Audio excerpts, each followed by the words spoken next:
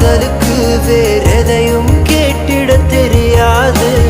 அன்பை கேட்கும் காதலுக்கு சந்தேகம் தாங்கிட முடியாது. மேடும் பள்ளம் இல்லாமல் ஒரு பாதை இங்கு கிடையாது. பிரிவும் துயரம் இல்லாமல் ஒரு காதலின் ஆழம் புரியாது.